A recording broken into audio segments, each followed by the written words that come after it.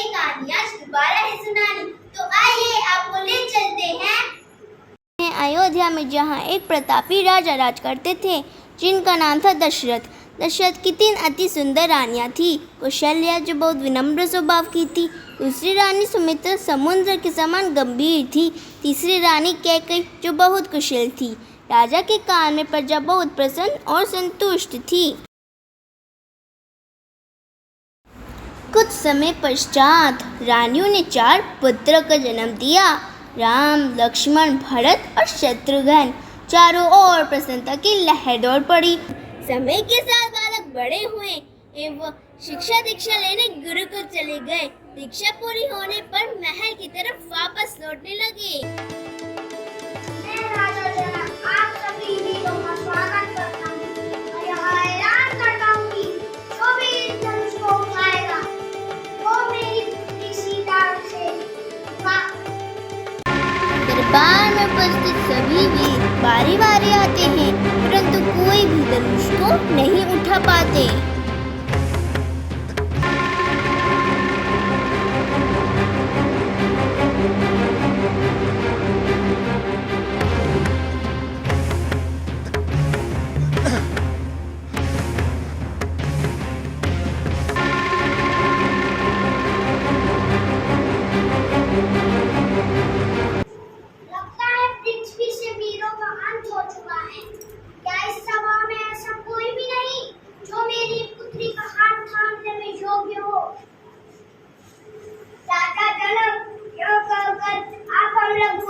का अपमान कर रहे हैं। मेरे भैया श्री राम जी जन्म को देंगे। यह सुनकर मुनिवर श्री राम जी की ओर इशारा करके धनुष उठाने के लिए कहते हैं।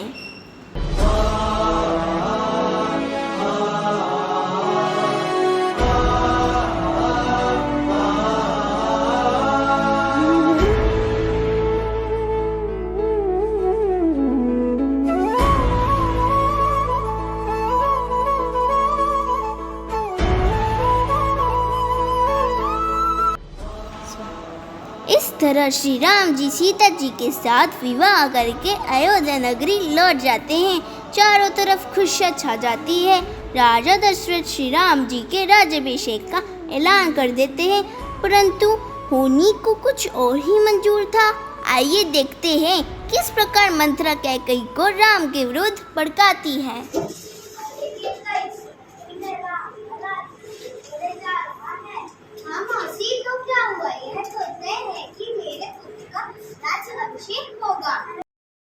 अरे बड़ी भोली है तू, जरा दिमाग लगा। जब राम राजा बनेगा तो सभी रानियों में से कौशल्या का ओहदा ऊंचा होगा। तू और तेरे पुत्र सेवक बने रहेंगे, इसलिए ये अनर्थ होने से रोक और राजा दशरथ से अपने वो 2 वरदान मांग ले और जीत ले ये बाजी। इस तरह कैकई अपनी जिद मनवाने के लिए कुभवन में खाना पीना त्याग कर बैठ जाती है, और जैसे ही ये बात राजा दशरथ को पता चलती है तो वे कुभवन में आते हैं और कैकई से कहते हैं, क्या हुआ मेरी प्रिय रानी, किस कारण से तुम इस कुभवन में बैठी हो?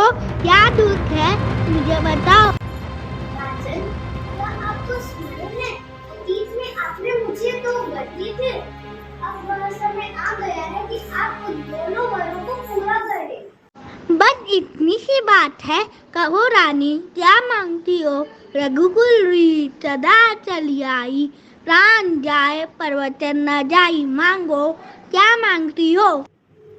मेरा पहला वर है कि राजगद्दी पर मेरा पुत्र भरत विराजमान हो, राम नहीं। और मेरा दूसरा वर है कि राम को 14 वर्ष का वनवास दिया जाए। रानी तुमने ये क्या मांग लिया? यह खाने से पहले तुम्हारी दीवा क्यों नहीं कट गई? जाओ चले जाओ राम से। सभी बातें सुनकर श्री राम जी वहां आते हैं और कहते हैं, आपकी आज्ञा का पालन करना मेरा धर्म है, इसलिए मैं वन को जाऊंगा और राजगद्दी पर मेरा भाई भरत ही बैठेगा। और उसी क्षण लक्ष्मण और सीता मैया भी श्री राम जी के साथ वन को चले जा रहे हैं और कौशल्या माता विलाप कर रही हैं। हे राम, मेरे पुत्र, मत जा अपनी माता को छोड़ के। तुम्हारे बिना मैं जीवित नहीं रह सकती। तुम मेरे जीने के आधार हो। अगर तुम नहीं तो ये सांसें भी नहीं। मत जाओ।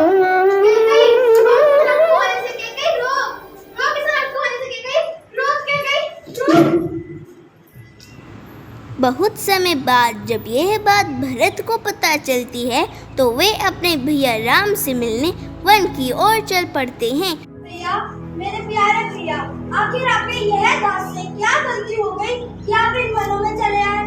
भैया, आप यह किस प्रकार सोच सकते हो कि आप इन जंगलों में रहेंगे और मैं राजगद्दी पर विराजमान होकर ऐश्वर्यपूर्ण जिंदगी व्यतीत करूंगा?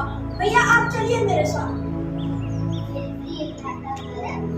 शब्द बोल के अपने भाई को लज्जित न करो। इष्ट होने के नाते यह मेरा धर्म है। अपने माता पिता की आज्ञा का पालन करो। इसलिए तुमने संकोच वापस लौटो और राजगद्दी संभालो।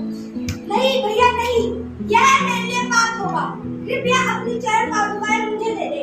मैं उन्हें राजगद्दी पर रख दूंगा। बहुत ही सुंदर दृश्य भरत मिलाप का। तो दर्शकों, इस प्रकार समय का चक्र बीत रहा था कि एक दिन जब श्री राम, सीता मैया और लक्ष्मण कुटिया में थे तो अचानक शूर्पणखा आ जाती है।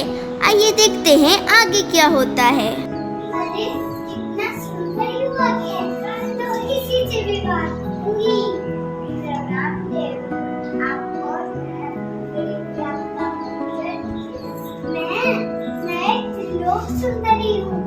मैं दशानन रावण, वैशाली कुंभकर्ण और वीर विभीषण की इकलौती बहन हूँ। मैं यहाँ से दक्षिण दिशा की ओर स्थित कुबेर की माया नगरी लंका में रहती हूँ। मैं यहाँ से गुजर रही थी, तभी अचानक मेरी नजर पर पड़ी। मैंने इन्हें अपने पति के रूप में देखा कि वो तो भाग्यशाली है जो मैं इनसे विवाह करने के लिए इच्छुक हूँ।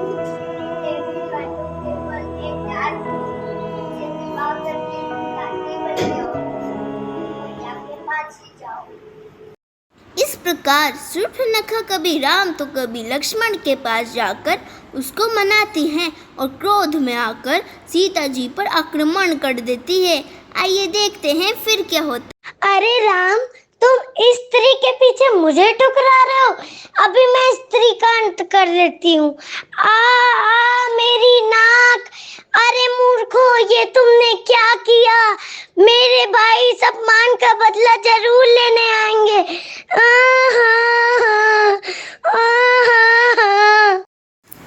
इस प्रकार शूर्पणखा रावण के दरबार में आकर सारा किस्सा सुनाती है। रावण इस अपमान का बदला लेने के लिए मायावी हिरण को जंगल में बेचता है। आइए देखते हैं। देखिए, कितना सुंदर हिरण है। मानो स्वर्ग लोक की सारी सुंदरता इसी में समाती है। इस हिरण को पकड़कर ले आइए। यह हमारी प्रिया की शोभा बढ़ाएगा। ठीक है सीते, तुम्हारी इच्छा पूर्ण करूंगी। मैं अभी इसको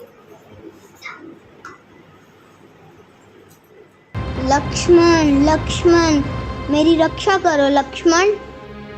लक्ष्मण, तुम्हें आवाज सुनी? लगता है तुम्हारे भैया किसी संकट में है। जाओ और उनकी रक्षा करो। नहीं माते, ये किसी मायावी की आवाज है और मैं आपको अकेला छोड़कर नहीं जा सकता। लक्ष्मण, मैं तुम्हारे भैया की आवाज सुनकर ही खाई जाती हूँ। जाओ और उनकी रक्षा करो। मैं तुम्हें आदेश देती हूँ। ठीक है भाभी, आपके आदेश करना चाहता हूँ, परंतु जाने से पहले आपसे ये आज्ञा है कि इस रेखा को आप ना लांघें। इसके भीतर आप सुरक्षित हैं। मैं शीघ्र ही राम भैया के साथ लौटता हूँ।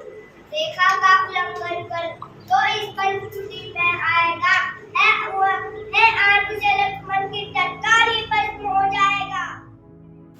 यह कहकर लक्ष्मण वहां से चले जाते हैं और कुछ समय बाद दशानन रावण वहां मुनि का भेष धारण करके आते हैं।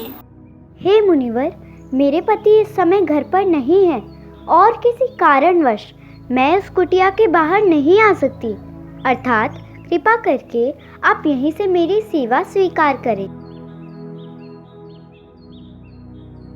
देवी, तुम एक ऋषि का निरादर कर रही हो।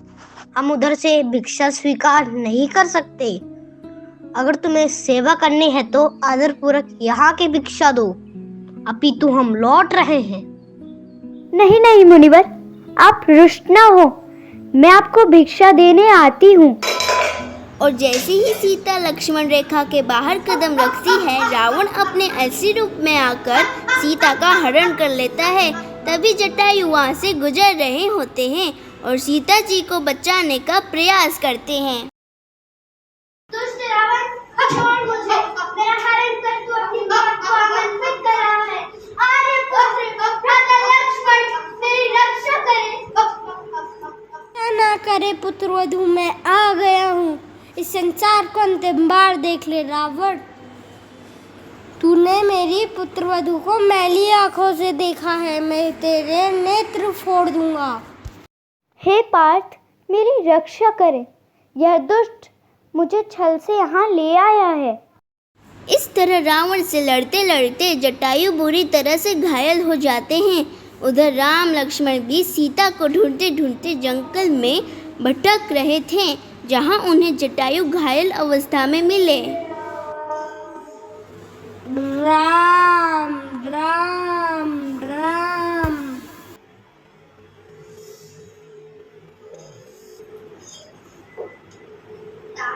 जटायु, क्या हुआ? किसने आपकी ऐसी अवस्था की है?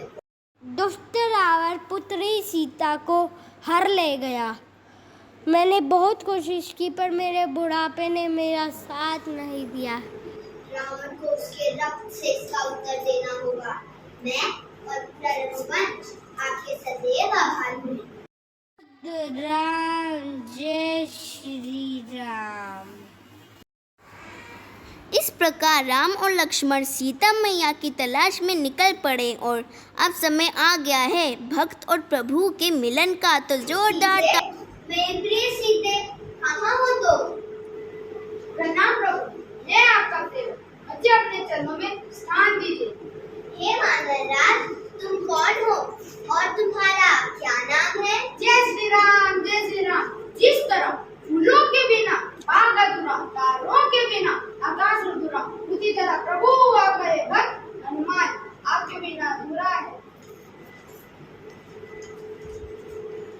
हे प्रभु, आप चिंता न करें, हम माता सीता को अवश्य ही ढूंढ लाएंगे।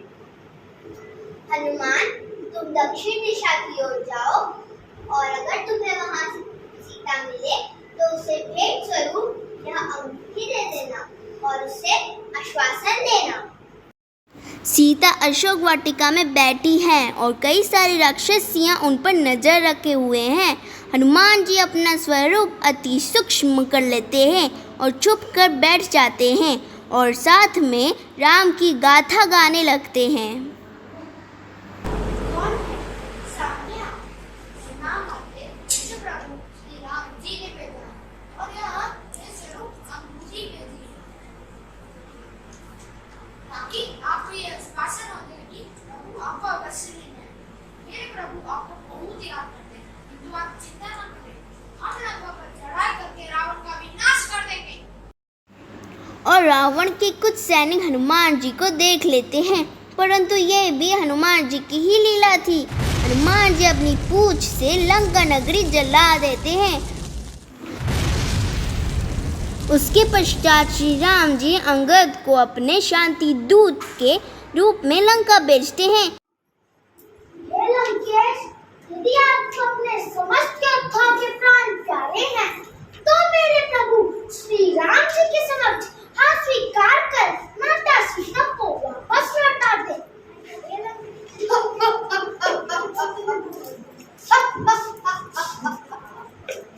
लगता है तुम्हारा राग करने से पहले ही गलती हो गया है, तभी तो उसका तो शांति तुझ पर आकर बचा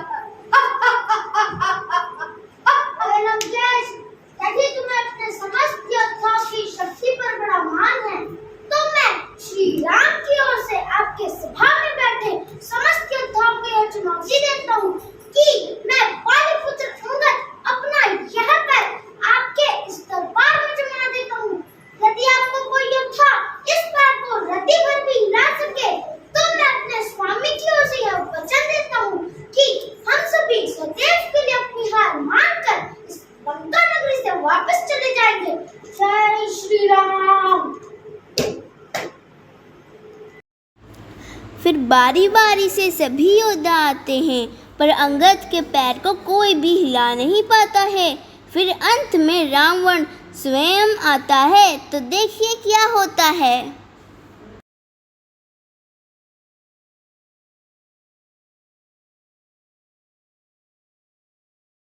हे लंकेश, चरण पकड़ने ही है तो जाकर प्रभु श्री राम के चरण पकड़। जिनके चरणों में मुक्ति का द्वार है, मेरे चरण क्यों पकड़ता है? मेरी चुनौती आपके योद्धाओं को थी, आपको नहीं। आपको तो फिर मेरा एक ही मत है कि जाकर प्रभु श्री राम के चरण ग्रहण कर लीजिए, तो आपका कल्याण हो जाएगा। मैं आपको कल सूर्योदय तक का समय देता हूँ, उसके पश्चात हमारी सेना लद्दों पर चढ़ाई कर देगी। जय श्री राम। अब वह समय आ गया है। दोनों पक्षों में लड़ाई के पश्चात रक्त की धाराएं बहने लगती हैं। आइए देखते हैं कि किस प्रकार कुंभकर्ण का वध होता है। रुको कुंभकर्ण, ओ तो तुम भी आ गए। मैं तुम्हारी प्रतीक्षा कर रहा था। मैंने तुम्हारे अनुज को बालक समझकर छोड़ दिया और हनुमान और सुग्रीव के प्राण भी नहीं लिए, क्योंकि इन छोटे मोटे वानरों को मारने में मुझे क्या यश मिलता। मैं अब तक केवल तुम्हारी प्रतीक्षा कर रहा था। अगर तुम्हारी रगों में क्षत्रिय लहू है तो मुझसे युद्ध करो राम। कुंभकर्ण का पहला हाथ कट जाता है, फिर दूसरा हाथ बाद में उसका सिर काट दिया जाता है। अंततः कुंभकर्ण मृत्यु को प्राप्त हो जाता है। कुंभकर्ण की मृत्यु का समाचार पाकर रावण तिलमिला उठता है और मेघनाद जो रावण का पुत्र है वह कहता है कि मैं अपने काका श्री की मृत्यु का बदला अवश्य लूँगा। पिताश्री मुझे आशीर्वाद दे, और वह युद्ध भूमि में आ जाता है।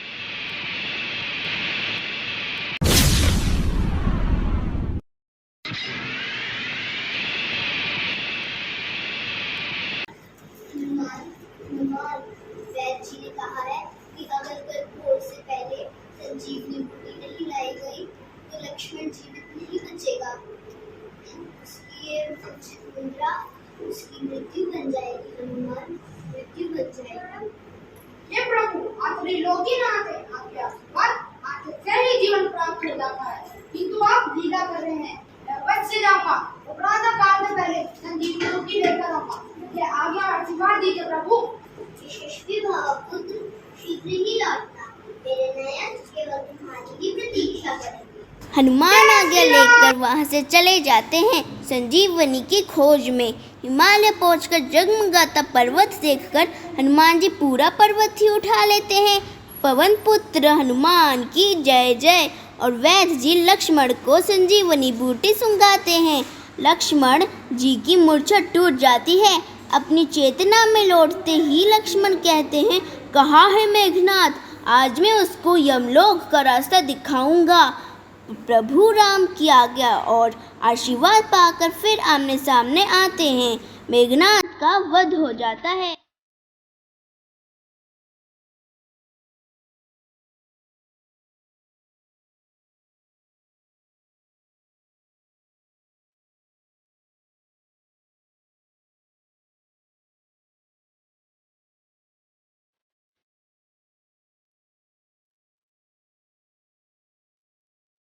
रावण के सारे शूरवीर, उसका भाई बेटा सब मारे जा चुके हैं। अब मात्र अकेला रावण ही बचा है। आइए आपको ले चलते हैं रामायण के उस अंतिम क्षण में जहां पर राम और रावण युद्ध के लिए तैयार खड़े हैं।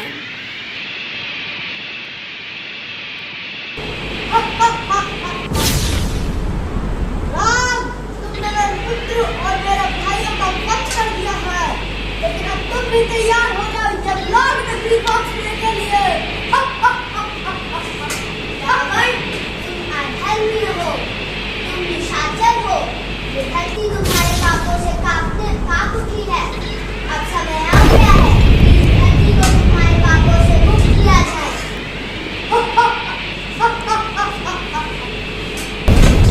राम, तुम कब तक मेरी कार चलाते रहोगे?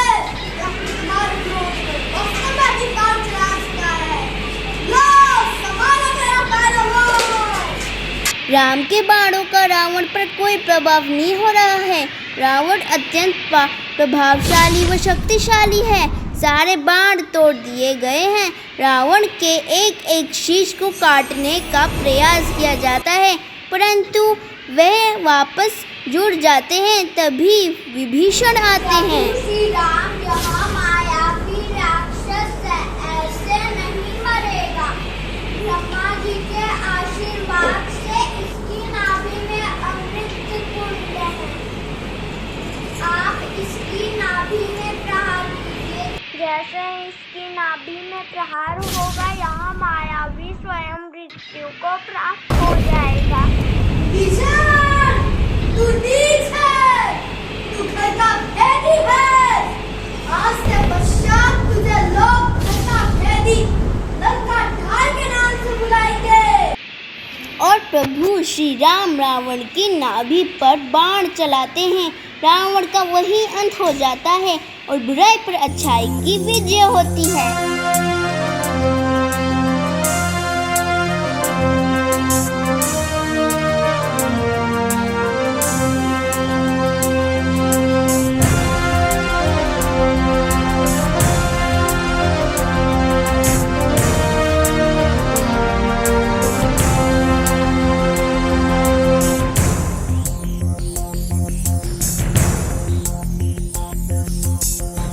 स्मरामि रघुनाथ मुखारविन्दम् मन्दस्मितं मधुरभाषि विशालपालम्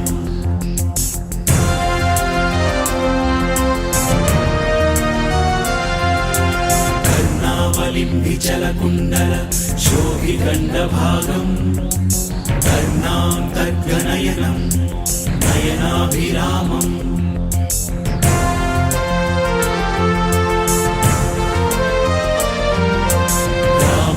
रामभद्राय रामचन्द्राय वेधसे रघुनाथाय नाथाय सीताय पतये नमः।